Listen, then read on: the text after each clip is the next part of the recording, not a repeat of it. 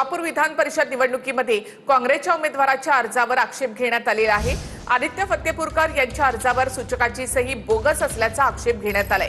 सूचक म्हणून नाव असलेल्या नागेश भोसले यांनी स्वतःच यावर आक्षेप घेतलेला आहे। तर भाजपकडे बहुमत आहे, मग का घाबरताय असा सवाल प्रणिती शिंदेनी केलाय। भाजपनं काँग्रेसच्या सूचकाचं अपहरण केलं असं प्रणिती शिंदेनी म्हटलंय। मला काय म्हणायचं, मी मूळ काँग्रेस पक्षाचा नाहीच, मी आघाडीचा माणूस आहे। त्यामुळे माझ्यावर अधिकार कोणाचा चालत नाही। ही साहेब बोगस आहेत, ही 100% आहे। ती मी आता पोलिटिशियनला एक तक्रार करणार आहे, ही बोगस यावर काहीतरी कारवाई व्हावी। माझे फत्तेपूरचे संमत आहेत, 20 वर्षापासून 25 वर्षापासून संमत आहेत, पण मी त्यांच्या पक्षाचा नाही, काही नाही। हां, सिद्ध आहे। भोसले यांचे ॲफिडेविट आज त्यांनी सादर केलं आणि सांगितले की मी सही केली नाही। परंतु माझं असं म्हणणं आहे की दोन्ही सह्यांचं व्हेरिफिकेशन तज्ज्ञ लोकांकडून करण्यात यावं। दोन्ही त्यांनी जी सही केलेली आहे ती सही त्यांचीच आहे। माझे त्यांचे 25 वर्षापासूनचे मैत्रीचे संबंध आहेत। बँकेत आम्ही संचालक, नगरपालिकेत आम्ही सदस्य म्हणून काम केलेलं आहे दोघांनी, आणि माझे त्यांचे गौरवभेद संबंध असताना त्यांनी असं काय केलं, कुणाला केलं, मी कलेक्टर साहेबांच्या समोर त्यांना विचारलं, परंतु ते नजरेत नजर द्यायला तयार नाहीत। खाली मान घालून जातात। ते त्यांच्याभोवती 20-25 लोकांचा गराड आहे, त्यांच्यापाशी कोणाला जाऊ देत नाहीत। वास्तविक पाहता अत्यंत दहशतीमध्ये ही प्रक्रिया सगळी चालू आहे। नागेश भोसले यांच्यावर दबाव असल्याचा दावा करणारी कथित एक ऑडिओ क्लिप फत्तेपूरकर यांच्याकडनं व्हायरल करण्यात आलेली आहे। काय क्लिप आहे ते आपण पाहूया। अध्यक्ष बोला, तुम्हाला काय दबाव येते काय? आला की आला की काय म्हणून असं काय केलं, हां कशाला अनुमोदन केलं? हां, कोणाच फोन आलता? असं लक्ष बोलतो फोनवर नको। हॅलो, तिघाचे फोन आले। तुम्ही कुठं जावा निघून गावाला उद्या एक दिवस? तिघाचे फोन आले आहेत। होय, हा, गावाला जावं पडतं उद्या सकाळी एक दिवस। कोण म्हणतो तो एक ज्यांनी सही केलेली त्याला भाजपच्या आमदारांनी वरून काही इन्स्ट्रक्शन आले असतील, भाजपच्या सगळ्या पदाधिकाऱ्यांनी त्याच्यावर प्रचंड दबाव आणला, त्याला पळवून नेलं, किडनॅप केलं खरं तर, आणि त्याला खोटा ॲफिडेव्हिट ह्या ठिकाणी सादर करण्याचा दबाव आणला की ही माझी सही नाही आहे। त्या माणसाचं आमच्याकडे रेकॉर्डिंग आहे। त्यांनी काल स्वतः आमच्या कॅन्डिडेटला फोन केला आणि सांगितलं की माझी सही घेऊन जा, म्हणजे खूप प्रचंड दबाव आहे। हे रेकॉर्डिंग आमच्याकडे आहे। जर त्यांच्याकडे बहुमत आहे तर त्यांना भीती कसली आहे? काय सिद्ध करायचं गुंडागर्दी तुम्ही प्रयत्न करताय? होऊ देत नाही इलेक्शन, एवढं काय तुम्ही खालच्या पातळीला जाऊन एवढा दबाव?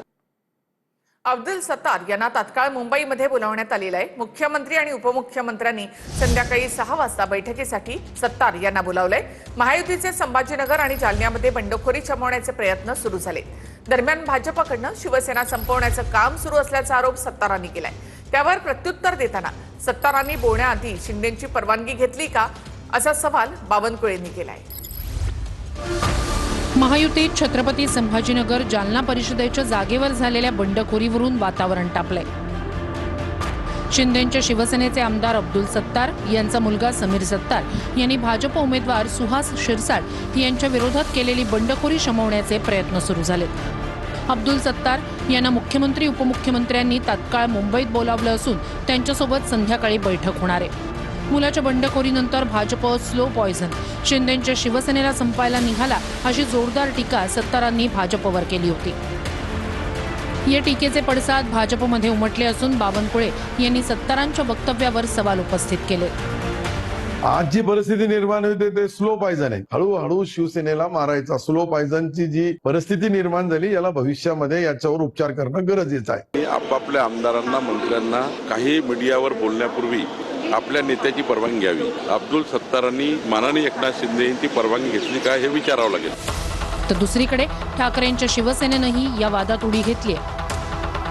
शिवसेना एकच आहे। मी कालही म्हणालो, 2 शिवसेना असूच शकत नाहीत ना। ज्यांना पश्चाताप झाला असेल, ज्यांना अशी खात्री पटली असेल की भारतीय जनता पक्ष महाराष्ट्रद्रोही पक्ष आहे, असं जर कोणाला जाणीव झाली असेल तर त्यांनी मातोश्रीवर यावं आणि उद्धवजींना भेटावं। ज्यांना ज्यांना असा पश्चाताप होत असतो, मला असं वाटतं त्यांनी या भूमिकेचा, ज्या घेतलेल्या भूमिकेचा पुनर्विचार केला पाहिजे. हे जे पद एक एक खाली करू लागले, ही शिवसेना संपवण्याचा नियोजन आहे. हळूहळू शिवसेनेला मारायचा स्लो पॉयझनची जी परिस्थिती निर्माण झाली, याला भविष्यामध्ये याच्यावर उपचार करणं गरजेचं आहे. मला वाटतं ते गृहस्थ असं म्हणतायत, तुम्ही ज्याचं नाव घेतलं ते, की भाजपा हे स्लो पॉयझनिंग आहे असं मला कोणतरी म्हटलं. आता कळेल त्यांना पॉयझन काय असतं. भारतीय जनता पार्टी विकासाचं अमृत हे जनतेपर्यंत पेरते, जनतेपर्यंत पोहोचवते. अब्दुल सत्तार नेमकं काय म्हणाले याचं उत्तर महायुती म्हणून आम्ही निश्चितपणे देऊ. अब्दुल सत्तारांची समजूत काढण्याचा प्रयत्न मुख्यमंत्री देवेंद्रजी फडणवीस, एकनाथजी शिंदे यांच्या मार्फत केला जाईल. अब्दुल सत्तार यांनी भाजप नेते अतुल सावे यांच्यावर सोमवारी टीकेची झोड उठवली होती. मी काही 18 महिने झाले, निवडणुका झाल्या. 18 महिन्यामध्ये आम्हाला कोणी 18 रुपयाची मदत करत नाही. हे जे पद एक एक खाली करू लागले, ही शिवसेना संपवण्याचा नियोजन आहे. मी हे बोललो. एकनाथ शिंदे साहेबांचं त्यांनी ऐकायला पाहिजे. त्यांचे नेते आहेत, त्यांचं काही घराणं असेल तर ते त्यांनी त्यांच्याजवळ जाऊन सांगितलं पाहिजे. नक्कीच घेतील. 4 तारखेला अब्दुल सत्तार उभं राहू शकत नाही. जो माणूस गवताच्या गंजीवर उभा आहे आणि चुकून जरी काडी पडली, आग लागू शकते, असा माणूस कशाला उभा राहील. ज्या ज्या पक्षात गेले त्या पक्षातल्या प्रथम सृष्टीलाच आव्हान दिलेलं आहे आणि हे सृष्टीला आव्हान देणार आहे. त्यामुळे त्यांच्या पद्धतीने डोमकमळ कावळ्यांनी शाप द्यावाच असं आम्हाला त्यांनी शिकवलं. सावे विरुद्ध सत्तार हा वाद आज मुंबईत मुख्यमंत्री आणि उपमुख्यमंत्र्यांच्या दरबारात पोहोचलाय. सत्तारांना समज देऊन त्यांच्या मुलाला अर्ज मागे घेऊन बसवण्यात येईल अशी चर्चा रंगली. याच सत्तारांच्या मुलाच्या बंडखोरीनं दोन्ही पक्षांमधला अंतर्गत वाद चव्हाट्यावर आलाय. आणि थेट आपण आता दादरमध्ये जाऊया. दादरमध्ये नीट प्रकरणासंदर्भामध्ये काँग्रेसनं या ठिकाणी आंदोलन केलंय. पोलीस बंदोबस्त आलेला होता, त्या अनुषंगाने आपण पाहतोय की बॅरिकेडिंग सुद्धा संपूर्ण परिसरामध्ये करण्यात आलेलं होतं. मात्र तरी सुद्धा हे सगळे काँग्रेसचे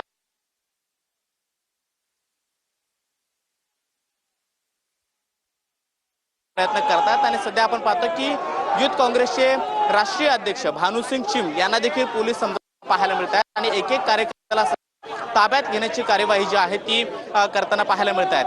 युथ काँग्रेसच्या आंदोलनामध्ये काँग्रेसचे नेते नसीम खान, भाई जगताप, त्याचबरोबर सचिन सावंत आणि इतरही राज्यातले पदाधिकारी जे आहेत ते सुद्धा सहभागी झालेले होते. आणि हा आता आंदोलन जे आहे ते आक्रमक पद्धतीने होताना पाहायला मिळत आहे.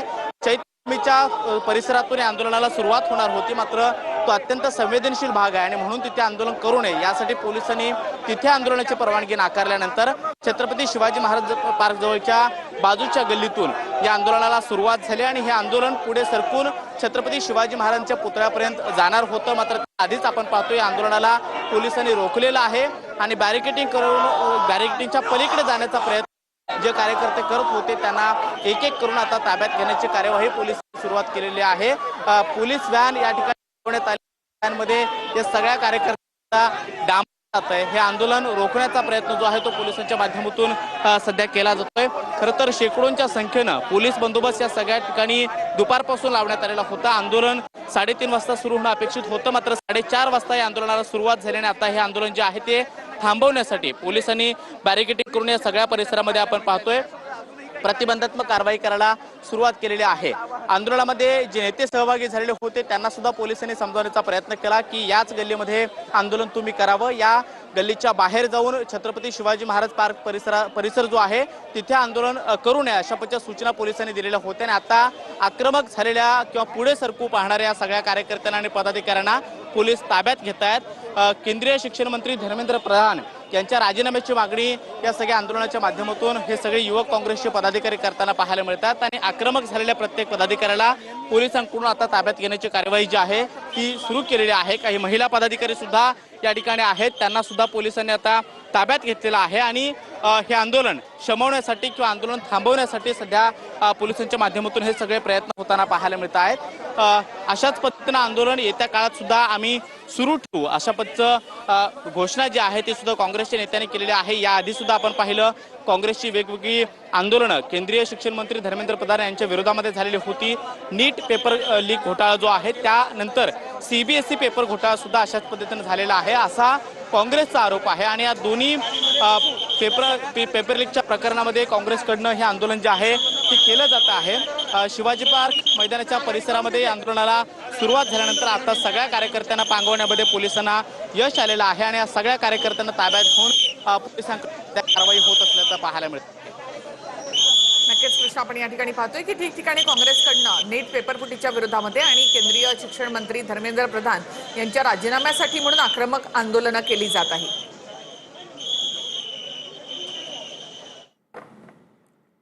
आता वळूयात पुढल्या बातम्यांकडे। महायुतीमधील बंडखोरी शमवण्यासाठी हालचालींना वेग आलेला आहे। रवींद्र चव्हाण आणि सुनील तटकरे यांच्यामध्ये अर्धा तास बैठक झाली। बंडखोरांशी संपर्क साधण्यास सुरुवात झाल्याची माहिती आहे। दरम्यान अर्ज मागे न घेतल्यास पक्षाकडून शिस्तभंगाच्या कारवाईचा इशारा सुद्धा देण्यात आलाय। पुण्यामध्ये राष्ट्रवादीचे उमेदवार विक्रम काकडे यांच्या उमेदवारीवर आक्षेप घेण्यात आलेला आहे। काकडेंनी मालमत्ता लपवल्याचा पवारांच्या राष्ट्रवादीचा आरोप आहे। तिकडे सोलापुरात भाजप महायुतीच्या राजेंद्र राऊतांच्या उमेदवारीवर देखील आक्षेप घेण्यात आलेला आहे।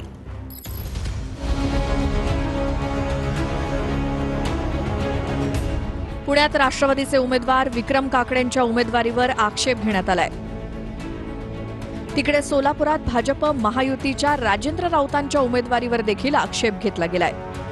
पुण्यामध्ये काकडेंनी अर्जात मालमत्ता लपवल्याचा आरोप शरद पवारांच्या राष्ट्रवादीनं केलाय। शरद पवारांच्या राष्ट्रवादीनं विक्रम काकडेंच्या अर्जावर घेतलेला आक्षेप निवडणूक अधिकाऱ्यांनी फेटाळलाय। निवडणूक अधिकाऱ्यांनी आक्षेप फेटाळल्यानंतर पवारांचे राष्ट्रवादी मुंबई हायकोर्टात जाणार आहे। सोलापुरातही असंच काहीसं चित्र पाहायला मिळालं। सोलापूर परिषदेत भाजप महायुतीचे उमेदवार राजेंद्र राऊतांच्या उमेदवारी अर्जावरती आक्षेप घेण्यात आला। अपक्ष उमेदवार आणि शिवसेना शिंदे गटाचे नेते रमेश बारसकरांनी राजेंद्र राऊतांच्या अर्जावरती आक्षेप घेतला। राजेंद्र राऊत हे 2019 ते 2024 मध्ये आमदार असताना त्यांनी शासकीय निवासस्थानाचा वापर केला का या संदर्भातील माहिती लपवल्याचा आक्षेप आहे। तर पुण्यामध्ये राष्ट्रवादीतील नाराजीवर पडदा टाकण्यात पार्थ पवार यशस्वी झाल्याची चर्चा आहे। पार्थ पवारांसोबतच्या बैठकीनंतर सुनील टिंगरेंची नाराजी दूर झाली आहे। पक्ष वाऱ्यावर सोडणार नाही, सुनेत्रा पवारांनी आश्वासन दिल्याचं सुनील टिंगरे म्हणाले। सुनील टिंगरे डमी अर्ज मागे घेण्याची शक्यता आहे। हे पहा, पक्षांनी घेतलेला, आमच्या श्रेष्ठींनी घेतलेला निर्णय आम्ही सगळ्यांनी मान्य केला आहे। आज तुमच्या मनामध्ये जी शंका आहे, पक्ष मला कुठेही वाऱ्यावर सोडणार नाही, त्याची तुम्ही काळजी करू नका। पक्ष संघटनेसाठी आम्ही कायम काम करत राहू। पक्षाने ठरवून सगळ्यांना विश्वासात घेऊन जे काही निर्णय केला आहे त्याच्या पाठी सगळ्यांनी उभं राहावं। मुख्यमंत्री देवेंद्र फडणवीसांनी घोषणा केलेल्या शेतकरी कर्जमाफीला अखेर मंत्रिमंडळाची मंजुरी मिळाली आहे। मात्र विधान परिषद निवडणुकीच्या आचारसंहितेमुळे कर्जमाफीची घोषणा निवडणुकीच्या नंतर होणार आहे। मुख्यमंत्री देवेंद्र फडणवीस यांनी घोषणा केलेल्या शेतकरी कर्जमाफीला अखेर मंत्रिमंडळाची मंजुरी मिळाली। या मंजुरीमुळे शेतकऱ्यांचं 2 लाखांपर्यंतचं कर्ज माफ होणार आहे। कर्जमाफीचा फायदा राज्यातील जवळपास 56 लाख शेतकऱ्यांना होणार आहे। मात्र विधान परिषद निवडणुकीच्या आचारसंहितेमुळे कर्जमाफीची घोषणा निवडणुकीनंतर होणार आहे। शेतकरी कर्जमाफीचा विषय कॅबिनेटला आहे, मंत्रिमंडळ त्याच्यावर निर्णय घेईल। पण आम्हाला इलेक्शन कमिशननी अट टाकली आहे, जेव्हा आम्ही त्यांना परवानगी मागितली तसं त्यांनी अट टाकली आहे की तुम्ही विषय मंजूर करून पुढची कारवाई करा, पण त्याची घोषणा तुम्हाला करता येणार नाही। त्यामुळे आम्ही आज अधिकृत घोषणा इलेक्शन कमिशनमुळे करू शकत नाही। आज आम्ही निर्णय घेऊ, निर्णयाप्रमाणे कारवाई सुरू करू, इलेक्शन संपल्यानंतर त्याची घोषणा करू। ज्या पद्धतीनं वाजत गाजत त्यांनी लाडकी बहीण योजना जाहीर केली आणि आता अनेक बहिणींना त्याच्यामधून वगळायला सुरुवात केली आहे, तसं गुपचूपपणाने कर्जमाफी राबवून अनेक पात्र शेतकऱ्यांना अपात्र करण्याचा प्रयत्न केला तर आम्ही हे खपवून घेणार नाही। 30 जून ही अंतिम तारीख आहे, त्यानंतर महाराष्ट्रामध्ये आंदोलनाचा एक भडका उडल्याशिवाय राहणार नाही। 80 लाख लाडक्या बहिणी अपात्र ठरल्याच्या मुद्द्यावरून आता राजकारण चांगलंच तापलंय। मात्र या 80 लाख अपात्र लाडक्या बहिणींकडनं वसुली करणार नाही असं स्पष्टीकरण मुख्यमंत्री फडणवीसांनी दिलं। मात्र योजनेचा लाभ घेणाऱ्या 14,000 पुरुषांकडनं मात्र वसुली करणार असं फडणवीसांनी म्हटलंय। 80 लाख लाडक्या बहिणी अपात्र ठरल्याच्या मुद्द्यावरून राजकारण पेटलंय। मात्र या 80 लाख लाडक्या बहिणींकडून सरकार पैसे वसूल करणार नाहीये अशी घोषणा मुख्यमंत्री फडणवीसांनी केली आहे। मात्र या योजनेचा लाभ 14,000 पुरुषांनी घेतलाय। त्यांच्याकडून सरकार पैसे वसूल करणार असल्याचंही फडणवीसांनी म्हटलंय. ई-केवायसी तसेच निकषांची पूर्तता न केल्यामुळे 80 लाख लाडक्या बहिणी अपात्र ठरल्यात. ज्या महिला केवायसी करायला तयार असतील त्यांच्यासाठी पुन्हा ई-केवायसीची विंडो सुरू करण्याची तयारी असल्याचं फडणवीस म्हणाले. 80 लाख लाडक्या बहिणी अपात्र झाल्यानं राज्यातल्या लाडक्या बहिणींचा आकडा आता 1,66,00,000 आलाय. 80 लाख लाडक्या बहिणी अपात्र झाल्यानं राज्यातल्या लाडक्या बहिणींचा आकडा आता 1,66,00,000 आलाय. योजना सुरू झाली तेव्हा आकडा 2,46,00,000 इतका होता. या प्रकरणावरून विरोधकांनी सरकारवर हल्लाबोल केलाय. सरकारवर आर्थिक फसवणुकीचा गुन्हा दाखल करण्याची मागणी संजय राऊत यांनी केली आहे. ज्यांनी केवायसी केली नाही, 60 लाख 80 लाख जो काही आकडा तुम्ही दिलेला असेल, तर ते लोक या योजनेच्या पात्रतेचे निकष हे पूर्ण करताना दिसत नाही. ज्यांनी केवायसी केली नाही त्यांना आता आम्ही पैसे देणार नाही. त्यांना दिलेले पैसे आम्ही वसुली करणार नाही. 14,000 ज्या पुरुषांनी पैसे घेतलेले आहेत त्यांच्याकडनं मात्र पैसे हे वसूल केले जातील. आणि आजही यांच्यापैकी कोणी जर केवायसी करणार असेल तर आम्ही विंडो ओपन करायला तयार आहोत आणि त्यांना लाभ द्यायला तयार आहोत. मत विकत घेण्यासाठी सरकारी तिजोरीचा हा उघड अपहार, ही योजना राबवण्याचा प्रयत्न केला, अशा प्रकारे त्यांच्यावरती आर्थिक फसवणुकीचे गुन्हे दाखल व्हायला पाहिजे. संजय राऊत, तुमच्यावर गुन्हा दाखल केला पाहिजे. लाडक्या बहिणीला 1,500 रुपये मिळू नये यासाठी कोर्टामध्ये धाव घेण्याचं काम देखील उभाटा गटाकडनं केलं. संजय राऊतांची मनापासून इच्छा होती की लाडक्या बहिणीला पैसे देऊ नयेत. आमच्या लाडक्या बहिणीच्या मुलांना जर 20-20 हजाराची नोकरी महिन्याला तुम्ही दिली तर आम्हाला 1,500 रुपये नको आहेत. काही नावं कमी झाल्या याचा अर्थ असं नाही की परमनंट कमी झाले आहे. कुठल्याही पॉलिटिकल फायद्याकरता कुठली योजना आहे ते आमचं ब्लडही नाही आहे. एखादी योजना केली ती समाजाच्या शेवटच्या गरीब माणसाच्या कल्याणाकरता असतं, त्यामुळे करू. पुणे नाशिक महामार्गावर कांदा उत्पादक शेतकऱ्यांसाठी महाविकास आघाडीने क्रांती महामोर्चा काढला. मंचरमधील मोर्चामध्ये खासदार निलेश लंके आणि आमदार रोहित पवार यांनी कांदा रस्त्यावर फेकत निषेध व्यक्त केलाय. कांद्याला कवडीमोल भाव मिळत असल्यामुळे शेतकऱ्यांमध्ये संतापाची लाट आहे.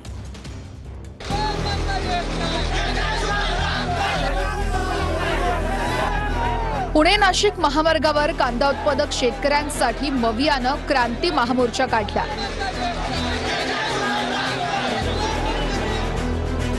यावेळेस रोहित पवारांसह मवियाचे नेते कांद्याची माळ घालून आंदोलनात सहभागी झाले. कांद्याला 25 रुपये प्रति किलो हमीभाव मिळावा अशी मागणी आंदोलनाच्या माध्यमातून करण्यात आली.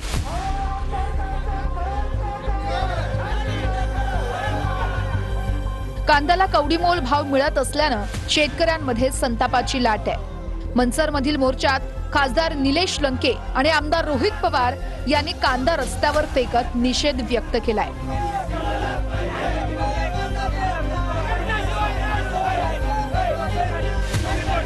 नाफेडच्या माध्यमातून 10 लाख टन कांदा खरेदी करावा अशी मागणी यावेळेस रोहित पवार यांनी केली आहे. कांदा उत्पादक शेतकऱ्याचा आवाज दिल्लीपर्यंत पोहोचवण्यासाठी मंचर या ठिकाणी विराट मोर्चा आयोजित करण्यात आला.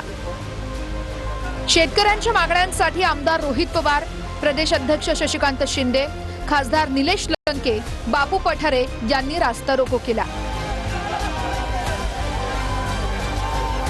मंचरमधल्या आंदोलनादरम्यान शेतकऱ्यांसह रोहित पवारांनी रस्त्यावर ठिय्याही दिला.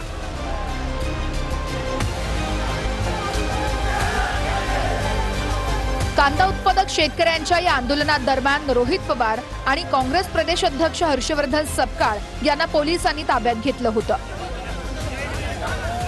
पुढच्या 10 दिवसामध्ये तुमच्यासाठी काय चांगली बातमी नाही एखादा चांगला निर्णय जर सरकारकडनं त्या ठिकाणी घेतला नाही तर काय करायचं? मग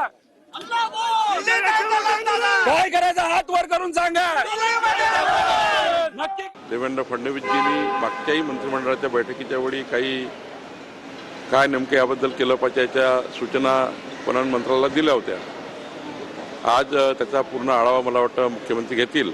निश्चितपणे कांदा उत्पादक शेतकऱ्याला न्याय मिळेल ही भावना आमची आहे. आपले मुख्यमंत्री, दोन्ही उपमुख्यमंत्री, अनेक मान्यवर तिथे गेले होते आणि त्यामध्ये एक चांगला निर्णय केंद्र सरकारने केला आहे. त्या अनुषंगानं आता केंद्र आणि राज्य सरकार जे काही अडचण येत असतील त्याच्यासाठी अनुकूल. बुलढाण्यामधील जळगाव जामोद बनावट हत्याकांड प्रकरणाची माहिती घेण्यासाठी रोहित पवार आणि सपकाळ जळगाव जामोद पोलीस ठाण्यामध्ये गेले आहेत. या प्रकरणामध्ये शिवानी कळमेकर जिवंत असतानाही मुंडकत असलेला मृतदेह तिचा असल्याचा संशय व्यक्त करण्यात आला होता.